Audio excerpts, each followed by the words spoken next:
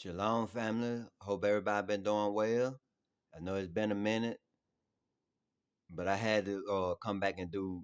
It's some hidden message RL Junior say up in here. And these people know they time up, but listen to the coded messages though he be putting out though.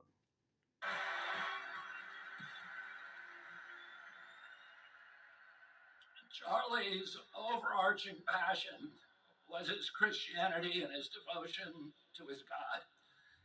He believed what St. Francis taught us almost 1,000 years ago, that we should strive to live our lives in perfect imitation of Christ. We all know who they Christ is. That demon saturated Borgia. Look at, and then they always try to tell us that they ain't to get over the past when they literally strive to be just like the past, their ancestors. Oh, we're not our ancestors. Why should we do this for what we ain't done?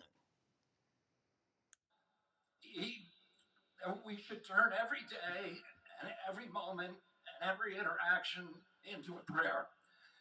And Prayers ain't gonna get over your head, buddy. Charlie understood the great paradox that it's only by surrender to God that God's power can flow into our lives and make us effective human beings. Charlie, Human beings. Christ died at 33 years old. Listen at them. They know their time up. They want to bring up 33 years old and all that and different stuff. Look at them. But he changed the trajectory of history. He changed the trajectory of history. What? Charlie died at 31 years old. But because he had surrendered, he also now has changed the trajectory of history. How so? Tell me.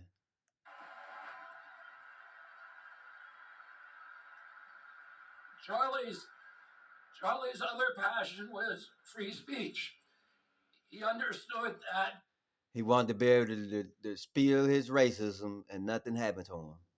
Go on. the free flow of information was the soil, the water, the sunlight for democracy.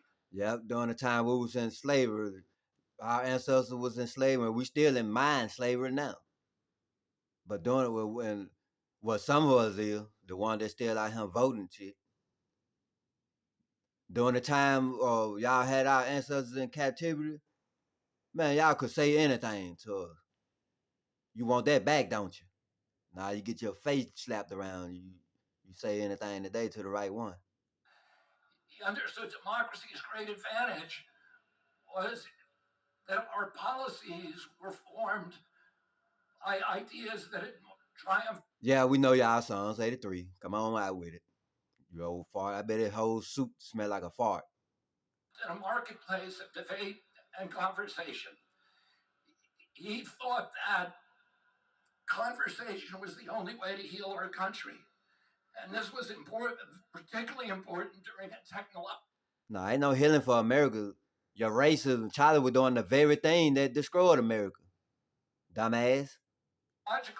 age when we are all hooked into social rhythms, social algorithms that are hacked into the reptilian cores of our brain. Yeah, we know y'all got reptilian, animal, and dog DNA, monkey DNA, all type of other shit up in you because you've been getting on everything.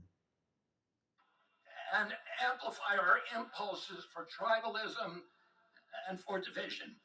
He felt that the only way to overcome that biological impulse was with a spiritual fire. Nah, he thought that the only way he could become president one day if he go out there and spill his fire hatred for black folks. And with developing community, and the only way to develop community was through conversation. And so he always gave the biggest microphone. And y'all listen to what he finna say later though. And they know they finna get a boot in their ass. To the people who were most passionately aligned against him, because he believed that we need to talk to each other and that we needed to be able to say what we mean without saying it mean. Yeah, you wanted to be able to say what you wanted to say. Look at that. That ain't make no sense.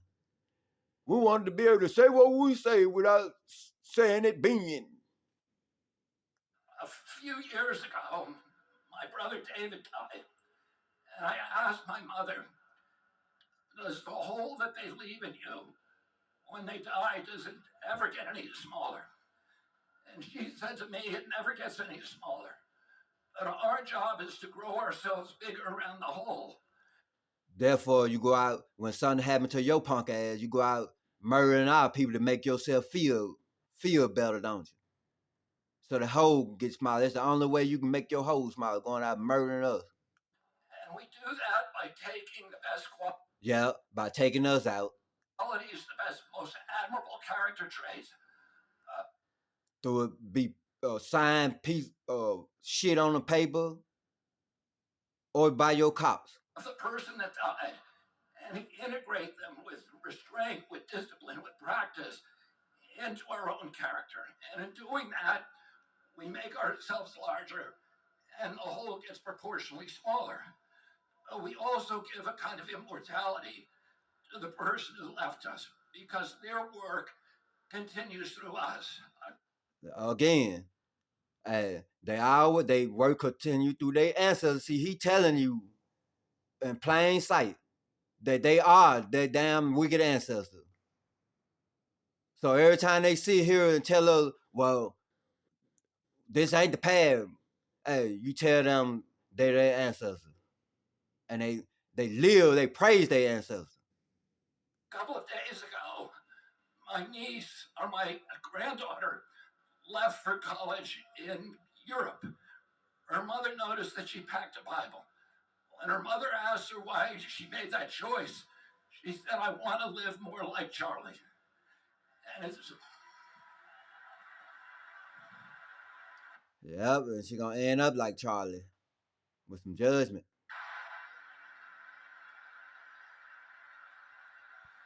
in one of my first conversations with Charlie in July of 2021, we were talking about the risks that all of us take when we challenge entrenched interest, the physical risk. And he asked me if I was scared of dying. And I Hey, listen to what you finna say now. said to him, there's a lot worse things than death. Yep, it sure is. Hey, he finna name what's worse than death.